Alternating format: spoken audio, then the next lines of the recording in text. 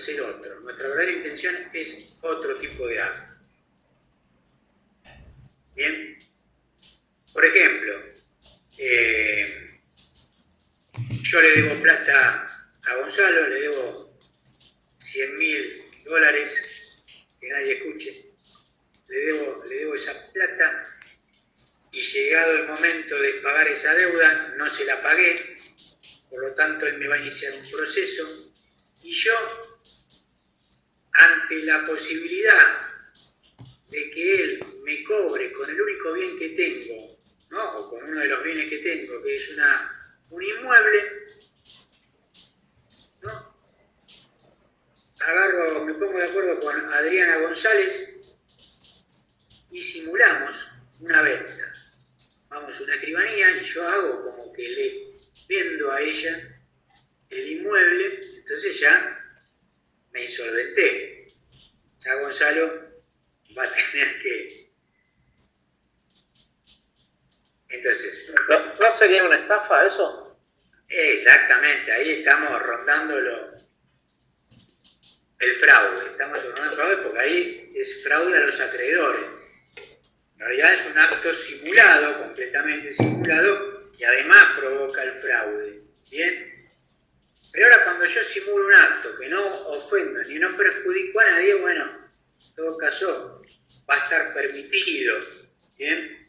Si yo queriendo realizar una cosa, realizo otra, bueno, fue un acto simulado, pero en general siempre se persigue otro propósito. ¿Bien? Siempre se persigue otro propósito. Pero bueno, sin perjuicio de ello, vamos a ver otras situaciones donde la voluntad está viciada, ya no en forma consciente, sino ya en forma no querida, no deseada. Es decir, a mí me torció la voluntad. Entonces hablamos de dolo. ¿Cuándo existe dolo? Cuando yo soy víctima de fraude, cuando realicé el acto jurídico no por mi voluntad, sino por haber sido víctima de engaño de la contraparte. Entonces, en esos casos, mi voluntad está viciada. ¿Por qué? Porque me engañó, me hizo incurrir en un error, en fin. También puede llegar o no a configurar una situación de estafa. También hablamos de vicios de la voluntad cuando, si bien no se configura esto del dolo, es decir, del falso, digamos, el dolo como todo ardid, toda maquinación, toda estafa, sino que hablamos de error cuando el sujeto tiene un falso conocimiento de lo que está realizando. ¿Bien? Entonces también ahí hablamos de una voluntad viciada.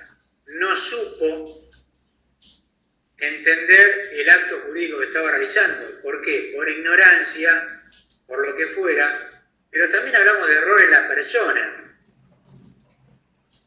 ¿Bien? Yo quería realizar un contrato de servicios con Gonzalo Forgione, pero Gonzalo Forgione el arquitecto. ¿Para qué? Para que me realice una obra determinada. Pero sin embargo el Gonzalo Forgione que yo contraté resultó ser abogado. Entonces ahí hay un error en la persona, por más que él quiera no va a poder cumplir con la prestación. Y así podemos encontrar distintos casos de errores, de error en la sustancia, de error en la materia, de error en la cantidad, etcétera, etcétera. Bien, en los cuales va a traer aparejada la anulabilidad del acto. Otro de los casos donde la voluntad está viciada es en la violencia. Bueno, el hecho de violencia, cuando alguien mediando violencia obliga a otro a realizar un acto jurídico, como podrán entender muy fácilmente, esa voluntad está viciada. Bien, si yo firmo un contrato con alguien que me está apuntando a la cabeza con un revólver, evidentemente no estuve muy libre para poder realizar esa firma. Bien, más allá de que pueden existir situaciones, ¿no? Ya hay una sentencia de Paulo que decía, te obligaste, de alguna manera contrataste, digamos amenazado, pero contrataste igual. En realidad no es tan así, porque cuando uno es violentado, violentado de esta manera, ya sea por miedo, por violencia irresistible, evidentemente esta voluntad no coincide con lo que internamente quería hacer, ¿no? A veces no tiene que darse un hecho tan terrible como la amenaza directa, sino simplemente una amenaza indirecta, el metus, el miedo, ¿no? Ya sea de que alguien me amenace a mí de querer realizarme un acto violento, intimidatorio, hacia mi familia, un amigo, lo que fuera. Estamos hablando de cuestiones que pueden llegar a violentar o torcer mi voluntad. Todos estos casos hay que analizarlos, ¿no?, concretamente cuando suceden, porque así en abstracto podemos presumir a veces que en realidad no se trata de una violencia, de una amenaza, sino que se trata de una broma o lo que fuera. Así que siempre hay que estar al caso concreto. Bien, bueno, yo ahora le voy a dar paso a Gonzalo, que pobre, esta vez te dejé poco tiempo, Gonzalo, pero bueno. No, Enrique, por favor, estoy al horno después de que te debo alquileres, no te pagué el contrato. Y bueno, viste, eso era que te pongas al día. Sí, no. Voy a tratar de que no me puedas notificar. Pero bueno, esta unidad, si bien es romanista, es bastante entretenida, como verán, porque tiene mucho condimento de la actualidad. Y en general, a partir de ahora van a empezar a darse cuenta que el derecho romano o el derecho en general, estos principios básicos sirven para la aplicación del derecho moderno, contemporáneo, ¿bien? Porque es lo que nos empieza a abrir la cabeza y a pensar jurídicamente. ¿Estamos? Bueno, no sé si me quieren preguntar algo antes de darle paso a Gonzalo, si no ya, Gonzalo, cuando vos quieras. Perfecto. Si nadie quiere preguntar nada, comienzo. Así que bueno, antes que nada, cuando dé la parte de nulidad, estuve viendo en el chat que no sé si Edgardo u otros compañeros hicieron una pregunta sobre un negocio jurídico donde el objeto sea inconstitucional, algo así habían dicho. Pero voy a tratar de recordarlo para que después... sea inconstitucional. El objeto igual, claro, bueno, explícalo vos, así ya arrancamos. No, sí, quería dar un ejemplo, pero bueno, muy rápido. Un negocio jurídico nulo ya per se no tiene efecto. Lo vamos a ver un poquito más adelante después. Pero, ¿qué es lo que está viciado? Sus elementos esenciales, ya ab initio están viciados. Entonces, si está viciada la voluntad, como dijo el doctor Sosa, o está viciado el objeto, si el objeto es ilícito, o la causa también, en la causa, bueno, hay causa fe y causa fuente, también es un ilícito, va a ser nulo ese negocio. Uno no puede obligarse en un negocio jurídico y que el objeto sea, no sé, matar a alguien.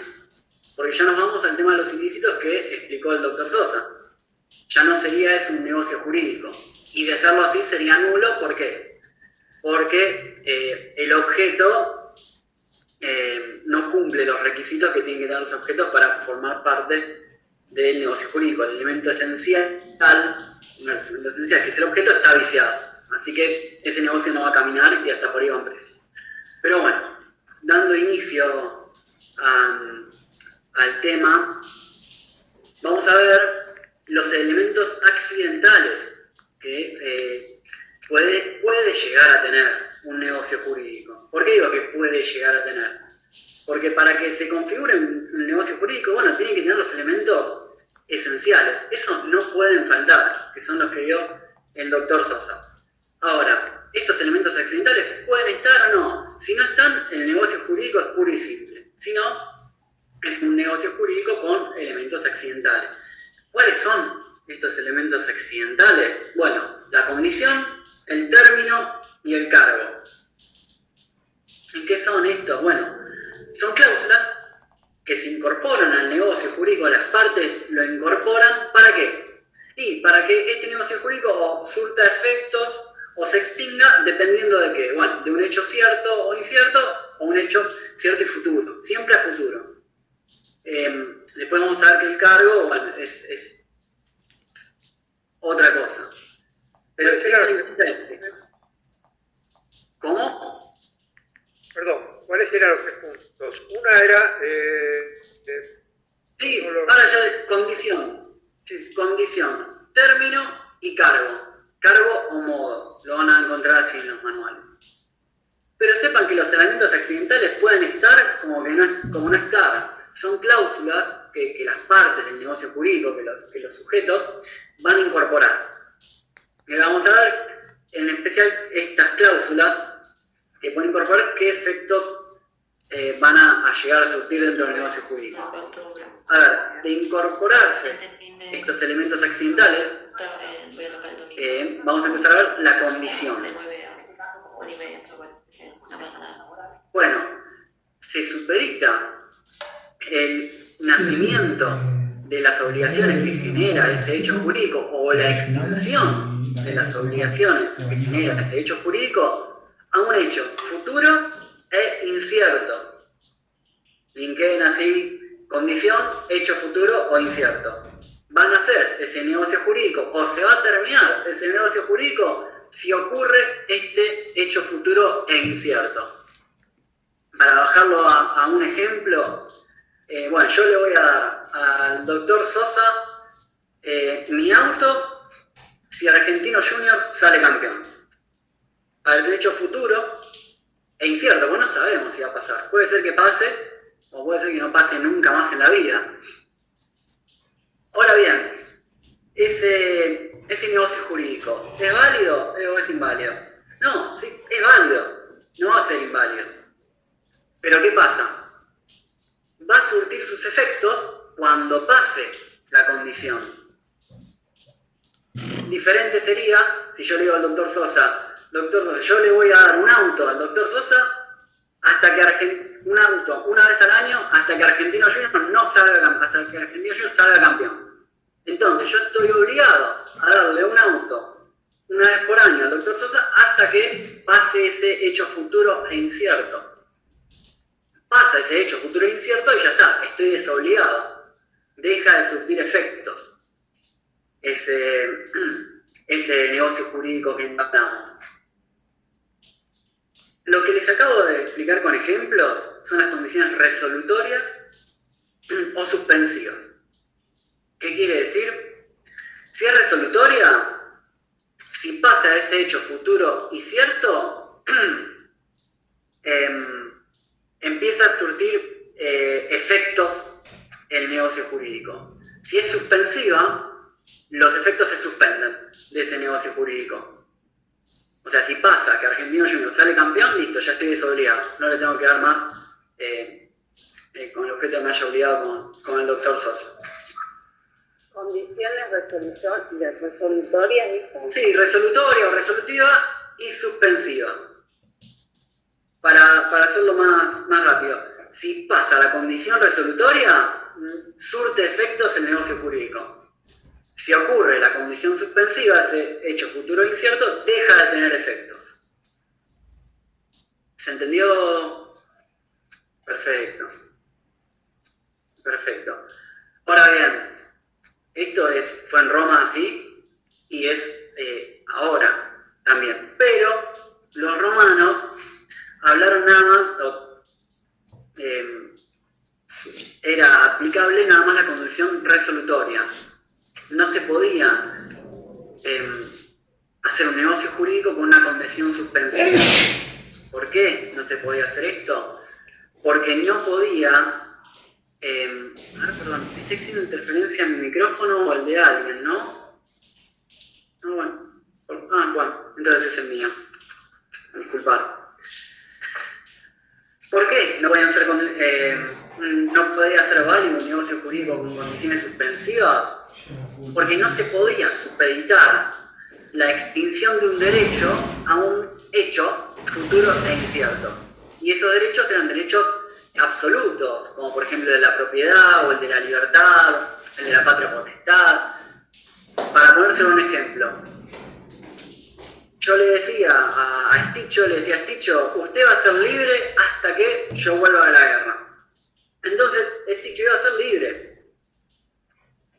Y no podíamos condicionar esa libertad a que la otra parte del negocio jurídico vuelva o no de la guerra. ¿Se entiende? O usted va a ser propietario de este fondo hasta que, no sé, tal gladiador gane la contienda.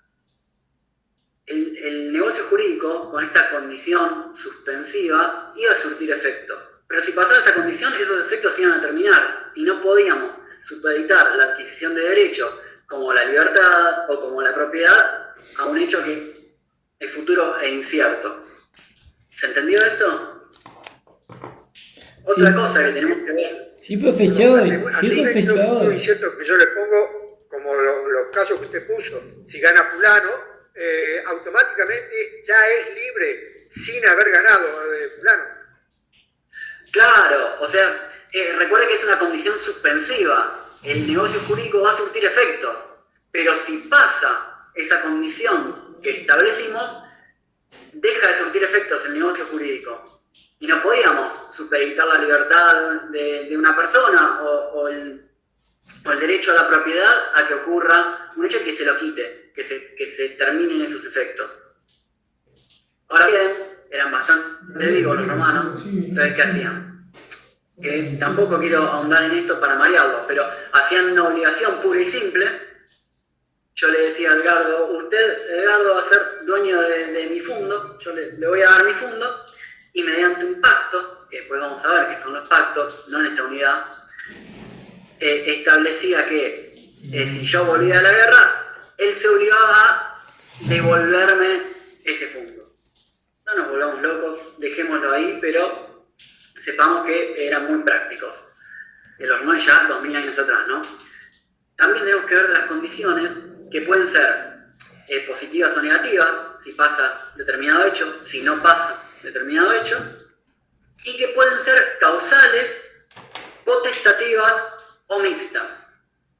¿Qué quiere decir que sean causales? Bueno, que la causa de esta condición no dependa de la voluntad de las partes.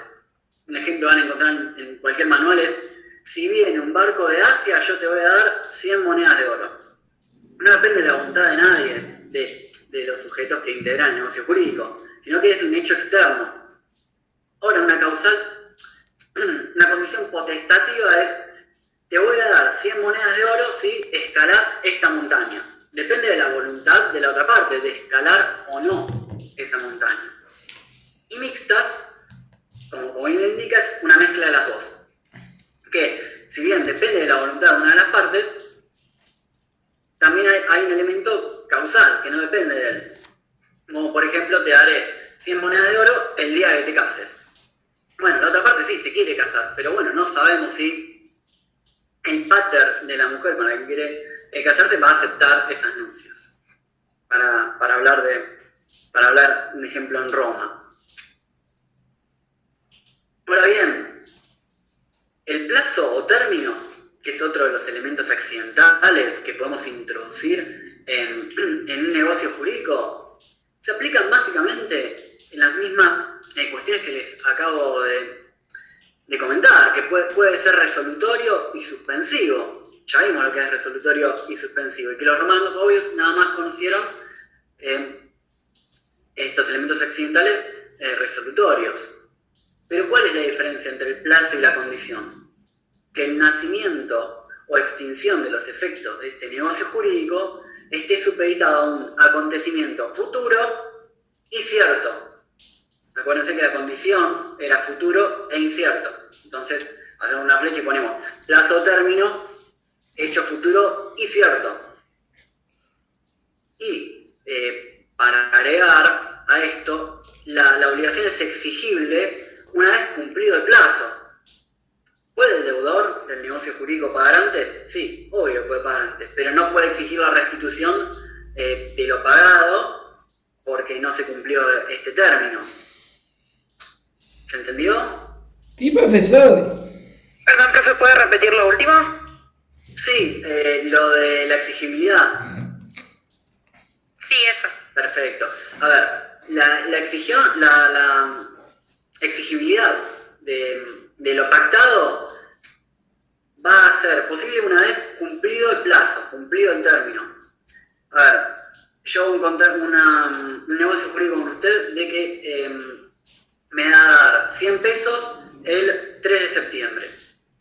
yo no puedo ir el 2 de septiembre a exigirle que cumpla con el negocio jurídico que entablamos. ¿Por qué? Porque no se cumplió el plazo. Ahora bien, si usted me quiere pagar el 2 de septiembre, puede hacerlo, pero después no puede exigirme que yo devuelva lo que usted me pagó porque no fue en el plazo estipulado. Pero no nos mareemos mucho con eso. Lo que sí tenemos que entender es que el plazo término, los efectos de este negocio jurídico van a estar supeditados a que ocurra un acontecimiento futuro e incierto. Siempre va a ser futuro. No podemos supeditar los efectos de un negocio jurídico a un hecho pasado. Se entiende tanto en el plazo como en el término. Y a sabiendas de esto, de alguna de las partes, bueno, estaría incurriendo en dolo. Disculpen. Los romanos conocieron 4 tipos de certidumbres. Esto no les va a generar ninguna dificultad. A ver, 4 tipos de términos o plazos. ¿Cuáles son? Se sabe qué va a pasar y cuándo. Yo les voy a dar 100 pesos el próximo lunes. Todos sabemos cuándo va a pasar y cuándo va a pasar. La otra certidumbre que conocieron fue, se sabe cuándo va a ocurrir, pero no cuándo. El ejemplo más común es cuando le voy a dar 100 pesos cuando el Sticho muera. No sabemos cuándo se va a morir Sticho. Puede ser que mañana o puede ser dentro de 40 años. Pero sí sabemos con certeza de que Sticho se va a morir. Y después hay 2 tipos de certidumbres que son medias extrañas. ¿Por qué? Se las voy a decir y a ver qué opinan ustedes. Una es, no se tiene certeza si ocurrirá, pero de ocurrir se sabe cuándo. Por ejemplo, le voy a dar 100 pesos cuando Ticio cumpla 50 años. Y la otra certeza, la otra certidumbre es, no se tiene certeza si va a ocurrir y tampoco se sabe cuándo. ¿No les suena algo esto? Si quieren abrir los micrófonos, si no, ¿La cuarentena? se los da. ¿Cómo? La cuarentena me suena un poco. Puede ser, pero son condiciones disfrazadas estas. ¿Por qué? Porque y si le pasa no es la algo certidumbre. antes de los 20 años, ¿qué pasaría?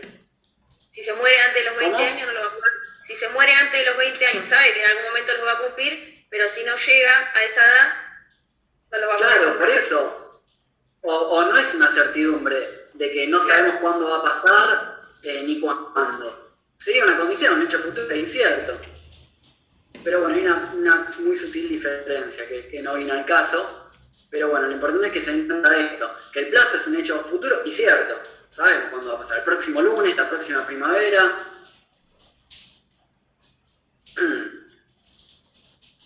Y por último, el último elemento accidental que las partes pueden introducir en un negocio jurídico es el modo. Modo o cargo. Lo van a encontrar de las 2 maneras. ¿Qué es el modo o cargo? Bueno, es una declaración unida, ligada a un acto de liberalidad. Y en esa declaración se pone a la persona favorecida un gravamen lícito. ¿Qué quiero decir con esto? A ver, ¿qué es un acto de liberalidad? Una donación. ¿Y qué sería un gravamen lícito? Bueno, un cargo. De hecho, bueno, se define con el título, pero una acción a hacer en virtud de ese acto de liberalidad que le estoy otorgando a la otra parte para que se favorezca. A ver, un ejemplo.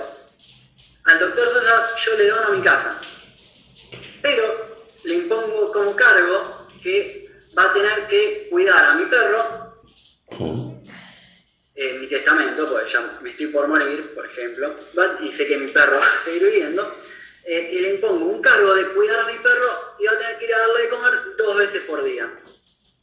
¿Se entiende? El negocio jurídico puro y simple sería el acto de liberalidad. Yo le dono al doctor Sosa mi casa, pero le añado un elemento accidental, que es este cargo, donde le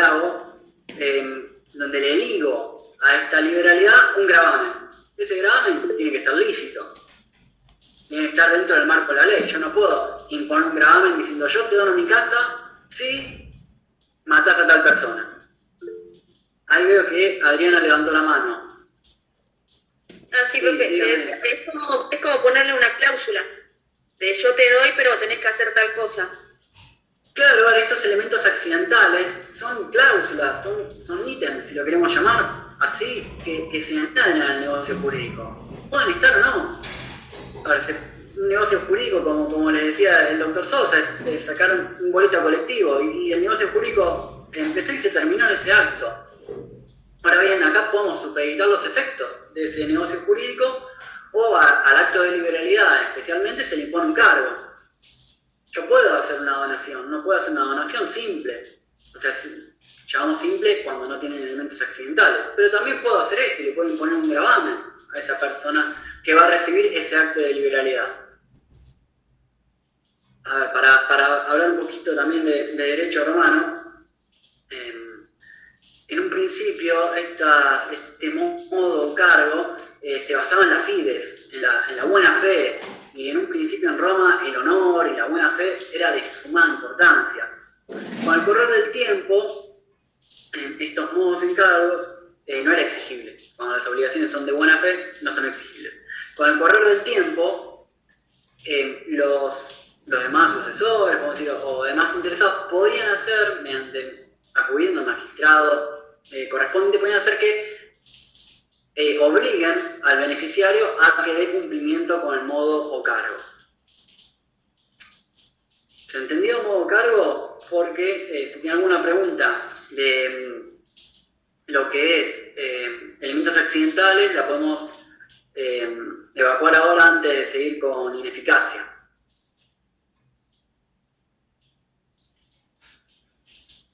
¿Cuántos Si no serían tienen- los elementos? Plazo. Los elementos accidentales son 3. Condición, hecho futuro e incierto, término, hecho futuro y cierto, y modo o cargo, que es este gravamen lícito que imponemos un acto de liberalidad. ¿Ahí se entendió? Excelente. Bueno, pasamos a ineficacia del negocio jurídico. A ver, ¿cuándo se configura la ineficacia? A ver, vamos a decir que desde el nacimiento de este negocio jurídico está afectado el negocio por vicios en su constitución, y estos vicios en la constitución del negocio jurídico van en contra de las normas establecidas. Entonces, al ir en contra de estas normas, no se le reconocen sus efectos normales. Pero dentro de la ineficacia tenemos dos tipos de ineficacia, por hablarlo así. Tenemos la nulidad y la anulabilidad. Nulidad y anulabilidad. A ver, el negocio jurídico va a ser nulo cuando desde el nacimiento y de un modo definitivo no produce efectos jurídicos. La nulidad se produce automáticamente en el derecho romano y hoy en día.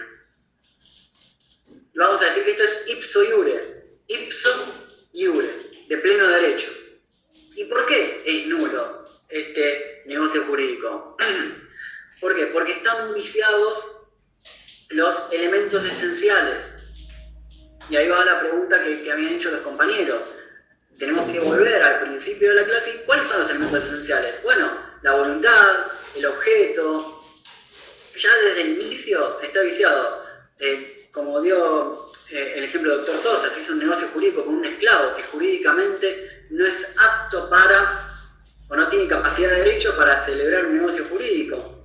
O el que les di que el objeto del negocio jurídico es ilícito. O el objeto, por ejemplo, es un templo. Y un templo es una red extra comercio, no está en el comercio. No podemos comerciar, no podemos hacer un negocio jurídico con un templo en Roma, porque este ya está fuera del comercio. ¿Se entiende? Entonces, desde un inicio, ese negocio jurídico va a ser nulo y no va a tener efectos. Es más, se lo considera como inexistente, como que nunca existió. Es como que hagamos un negocio jurídico donde yo estoy obligado a, en un plazo de 10 días, entregarle el planeta Marte al doctor Sosa. Es imposible, ¿por qué? Porque el objeto es un objeto imposible. Nunca se puede llevar a cabo. ¿Cómo? Que lo haya pagado. O sea, lo sumo sería una estafa de usted contra Sosa. Después, llegado el caso, se puede ver, se puede repetir, pero tengamos en claro que ese negocio jurídico no tiene efectos desde su nacimiento. Después, bueno, se verá si se lo estafó, si hubo un acto doloso. Se ve, pero lo que tenemos que tener en claro es que si están viciados los elementos esenciales, no produce efectos ab initio. De pleno derecho, ipso iure, no produce efectos.